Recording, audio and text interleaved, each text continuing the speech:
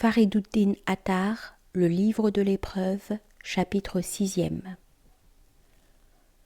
Le pèlerin arriva devant l'empyrée redoutable et dit : Ô toi, frontière du corps et de l'âme, les 7 roseraies sont au centre de ton cercle, les 8 paradis sont noyés dans les rayons de ta lumière. Le premier fondement dans le monde, c'est toi.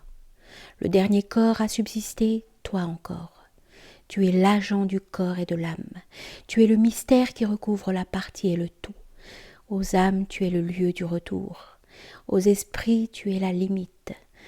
Ô toi dont la constance vient de l'éternité divine, tu es pour les réalités hiératiques la Kaaba de toujours.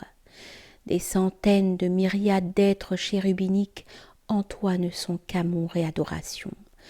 Tous de ton essence ont fait leur temple. En d'éternelles circumambulations, ils ont lancé leur cœur. Des centaines de myriades d'entités spirituelles autour de toi tournent éperdument. Des 2 mondes, la prospérité est ton lot, car du très miséricordieux te vient toute miséricorde. Paré d'une telle grandeur, tu peux assurément montrer la voie. L'empyrée majestueux fut ébranlé par ces paroles. Tel le crépuscule, ses yeux s'emplirent de sang. Il répondit : De tout ceci, je n'ai que le nom. C'est pourquoi pas un instant je n'ai de repos. Du miséricordieux, je n'ai que cette renommée.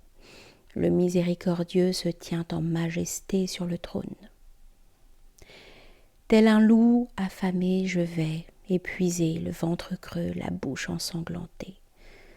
Moi qui tremble devant la mort propice, comment pourrais-je affronter Dieu ?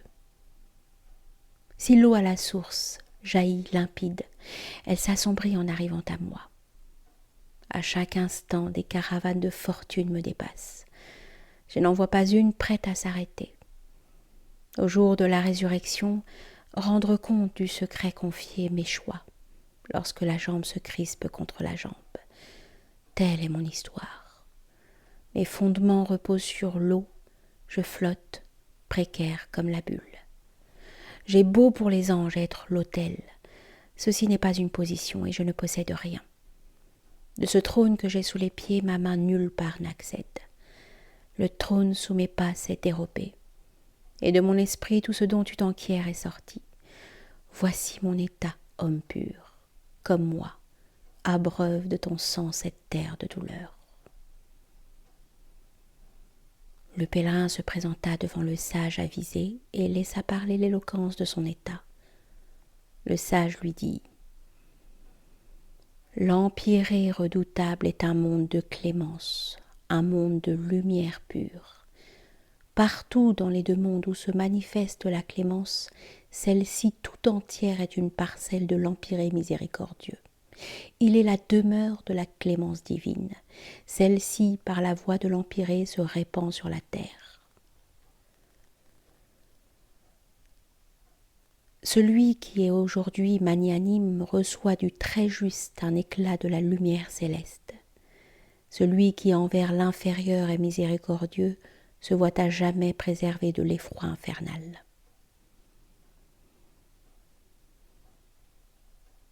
Vers Ispahan, à travers prés, Maleksha s'en revenait de la chasse. Sur son parcours étaient une prairie et un village. Il fit étape en ces lieux à l'heure du souper.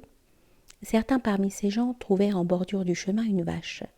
Ils se hâtèrent vers l'animal, l'abattirent, s'en régalèrent, puis revinrent au campement. Or cette vache appartenait à une vieille femme au cœur brisé, jour et nuit chargée d'une poignée d'orphelins. La subsistance de cette femme et de ses pauvres enfants était le lait que la vache leur procurait. Fou veillait sur la vache et vivait de son apport. Quand la nouvelle de cette perte parvint à la vieille, elle faillit en perdre la tête.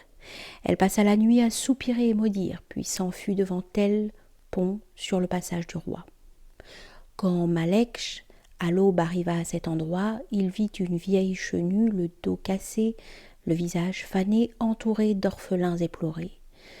La femme, un bâton à la main, le dos comme un arc, s'écria : fils d'Alp-Arslan, si sur ce pont tu me rends justice, tu seras délivré de mes soupirs et imprécations.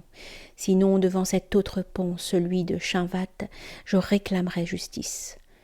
Aujourd'hui, sois prudent, car si par ta cruauté je suis dépossédé, demain devant Dieu je demanderai vengeance. À ton injustice, je ne sais ni début ni fin, mais je sais que, même roi, tu ne l'emporteras pas sur Dieu. Sur ce pont, 10 fois je te mets en garde, afin que sur cet autre tu puisses passer. Pour tout bien, je n'avais que cette vache. Aux besoins de mes orphelins, elle suffisait.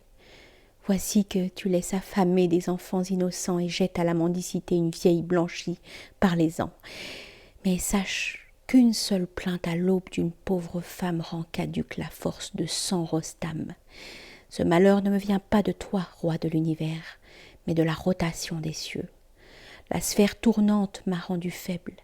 Comment lutterai-je contre un rebelle tel que toi ? Elle parla ainsi, et telle l'averse de printemps redoubla de pleurs. Une crainte s'insinua dans l'âme du roi. Un grand trouble s'empara de l'armée. Le roi répondit « Mère, ne détourne pas ton cœur du roi. Tout ce que tu désires sur ce pont demande-le, afin qu'ici même je te donne satisfaction, tant je crains cet autre pont.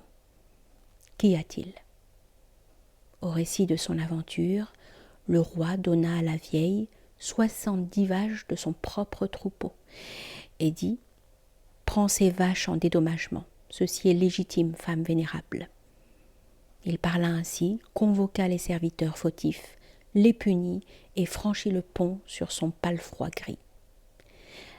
La vieille femme, le soir venu, le cœur plein de reconnaissance pour ce bienfait, fit ses ablutions, commença ses prières, se prosterna à terre et ouvrit la porte de son cœur. « Seigneur juste, dit-elle, Maleksh, malgré l'avarice humaine, en générosité envers moi s'est montré inégalable. Toi, l'Éternel, le généreux absolu, fais-lui grâce. Ne tiens pas rigueur de tout ce que tu éprouves en lui. »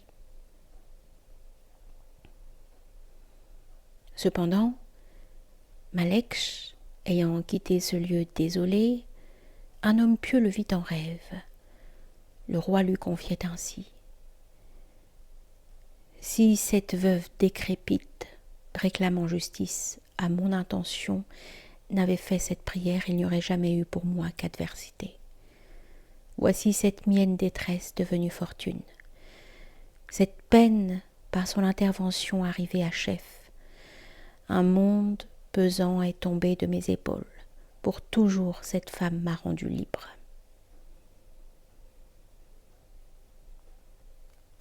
Qui saurait jusqu'où la prière d'une humble vieille à l'aube est capable de porter ?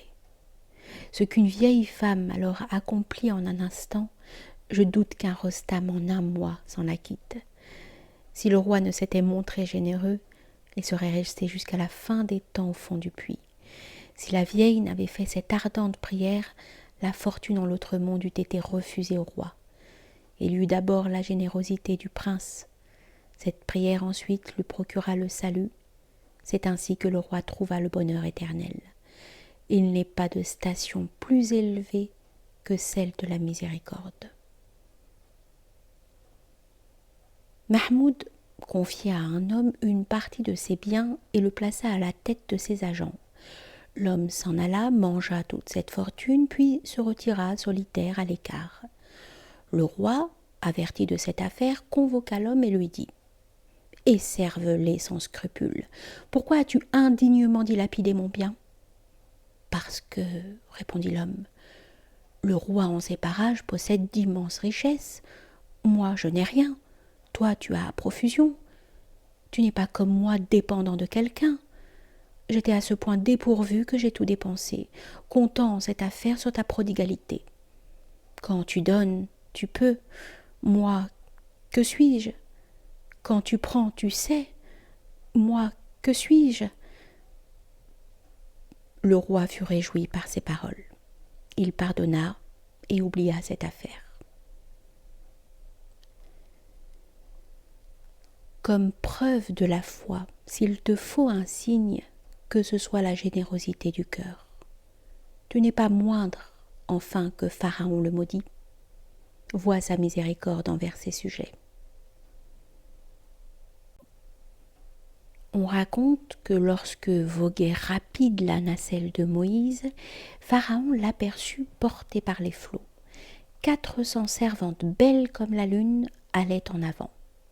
Pharaon dit à ses beautés ravissantes : « Celle qui m'apportera ce coffre sera par moi affranchie. Je lui procurerai bonheur et fortune. » Les 400 servantes d'un seul bond s'élancèrent. À plein corps, elles se jetèrent à l'eau. Elles plongèrent toutes ensemble. L'une d'elles, cependant, atteignit le coffre avant les autres. Elle le saisit, le retira de l'eau et le déposa devant Pharaon l'oppresseur. Alors Pharaon se proposa de faire justice.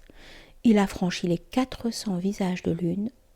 Quelqu'un lui dit : « Ô toi, la parole sûre, tu avais promis à celle qui, la première, déposerait ce coffret devant toi, de faire son bonheur, de la vêtir d'une robe d'honneur et de la rendre libre.